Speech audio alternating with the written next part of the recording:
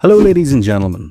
Ladies, who am I kidding? My channel is an absolute sausage fest. But that's okay, am I right fellas? Cortex here, and I'm doing it. Today I'm ranking every level from the original Crash Bandicoot for the PS1 from worst to best. But I'm only focusing on platforming, so boss levels are not included in this list. Full disclosure, I like all of these levels and don't really have anything bad to say about any of them. So if you wanted to see me rip apart levels you don't like, well, sorry, but it ain't gonna happen, boo-boo. Anyways, enough talk, let's dive right on in. First up on the list is the Great Hall. And what can I say guys, it was obviously gonna be at the bottom of the list. It's not even really a level. I mean, it's playable and offers an alternative ending, but it's more like a trophy room at the end of the day. I mean, I've gotta say, when you see all those collected gems lined up perfectly, it's pretty satisfying regardless. Moving on, we've got Toxic Waste. Now look, this level is fine, there's nothing inherently wrong with it in my opinion, but out of the bunch, it's just not my favourite. I think the rest of the levels in the game are more fun and fair.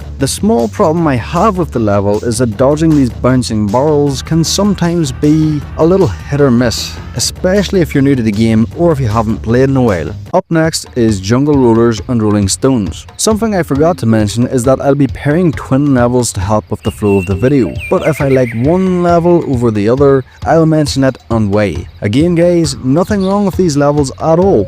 I have no issues with them, they just find themselves this low on the list for the simple reason that other levels in the game are more interesting, fun or challenging. While these are just a fun, simple, run-of-the-mill jungle level, they are iconic, so they are this low, but with all due respect. Following that, I've got Sanity Beach. And look, I know to a lot of people Sanity Beach is a basic, easy, boring level, but come on, nostalgia aside, it's cool washing up on that beach and storming into the jungle to smash crates and meet our boy Aku Aku. And it's always satisfying running over that crate bridge perfectly. Yeah, the whole thing is over in like 2 minutes, but that's all it needs to be. It's a clear, concise and fun little hello to the series. Moving forward, I've paired the bridge levels, the High Road and Road to Nowhere. Look, guys, can we talk? Can we have a little heart-to-heart? Can we have a little discussion here? These levels are not anywhere near as challenging as the internet likes to make them out to be. And on top of that, comparing them to Dark Souls is just ridiculous, come on. But let's just put that to the side. These levels are designed so simply, but it's so effective. Landing each jump over these shitty old bridges while trying to dodge these hogs is a fun and unique simple little challenge. Yes, there's challenge, but come on, it ain't that bad. Then we have Whole Hog and Hog Wild. These two are tricky at first. It can be a challenge in its own right figuring out the layout of the level and the best times to jump and pivot left and right. But when you figure this out, there's a nice rhythm to the levels that flows well and is very satisfying. Up next, I've got the Lab. The last challenging hurdle before we fight Cortex himself. I'll happily say this level is challenging for the mere fact that it's so easy to get into a rush trying to sprint to the finish,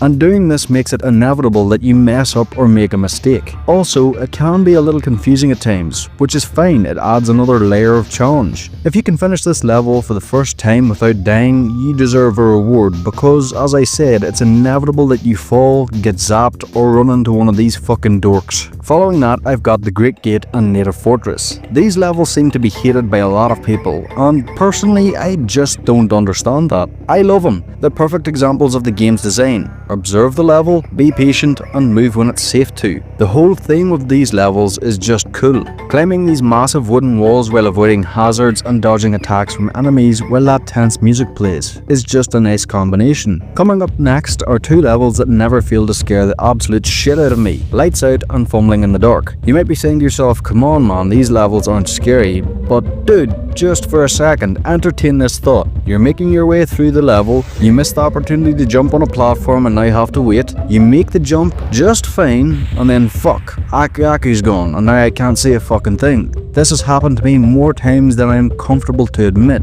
and it always leads to taking huge leaps of faith in the dark, which inevitably lead to falling into a pit. Yeah, you might make 1 or 2 jumps, and then there are sometimes those those what the fuck, how did I manage that moments where you make it to the next Aku Aku mask, but more often than not you'll fall on the first jump. Also, quickly before I move on, I love the creepy, derelict, abandoned feel of these levels. It's like these huge sections of the castle are just always empty and in darkness, like Cortex and Co never walk these halls or sections of the castle. Alright, moving on. The iconic Indiana Jones boulder levels, Boulders and Boulder Dash. I mean, I really don't have a lot to say here. These are fun, simple levels that started a staple in the Crash series that is still going strong to this day. I've got to be honest, even though we can't see what we're running towards, a death in these levels doesn't feel cheap to me, if that makes sense. It's like, yeah, I died and it wasn't bullshit. Up next, Generator Room. Man, this level has a great creepy vibe going for it, all thanks to that music, the industrial theme of the level, and Cortex watching us through those monitors. Again, not a whole bunch to say here, just a cool, well-designed level. Moving forward, we've got Up the Creek and Upstream. I absolutely adore these levels. Man, this is what water levels in Crash games should be. Yeah, I don't despise levels like these ones, but I don't fucking love them either. What Up the Creek and Upstream get right here is that it's platforming over water, not swimming through it. The water is meant to be the biggest hazard. Have our Bandicoot on top of the water, not in it. I just really like how the platforming was designed well for these levels, and that music is just chef's kiss. I found myself falling asleep to that music before, and it is so relaxing.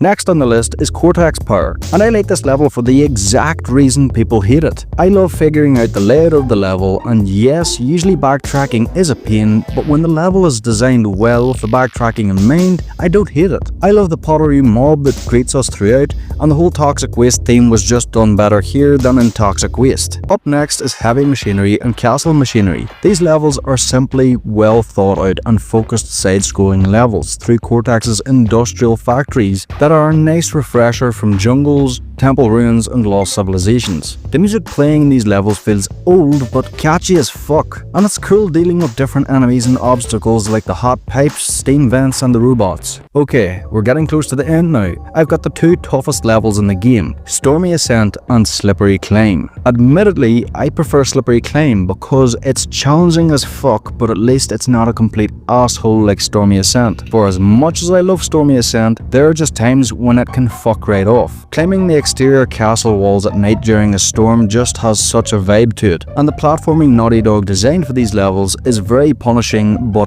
fair. The music playing in these levels tells you that you're fucked right from the beginning. These levels had me gripping my chest with sweat dripping down the crack of my ass, while my ass cheeks were clenched together with the might of Zeus, but that's precisely why I love them. Little side note before I move on, yes I understand Slippery Climb was deleted from the original game, but I'm including it anyway. Alright, up next, the runner-up levels are The Lost City and Sunset Vista. These levels are designed so nicely. It's a nice middle ground between levels like Native Fortress and Slippery Climb. The platforming is challenging, but not too tough. It's fair. The overall design and theme of these levels is brilliant. We're still in the jungle, but making our way through and over these lost ancient ruins that are slowly being overrun and taken back by the jungle. But fuck those lizards, am I right? And in the number one spot, the best levels in Crash 1 in my opinion are Temple Ruins and Jaws of Darkness. Boy oh boy, I could talk about these levels all day. The entire levels are swallowed by darkness and just barely lit by surrounding torches, while that beautiful, bombastic and creepy music plays through this Indiana Jones inspired level full of spears, snakes, spiders and fire pits. All the cool secrets that first time players are definitely gonna miss a few times, the slamming stone walls and bats flying overhead, the weird depth perception,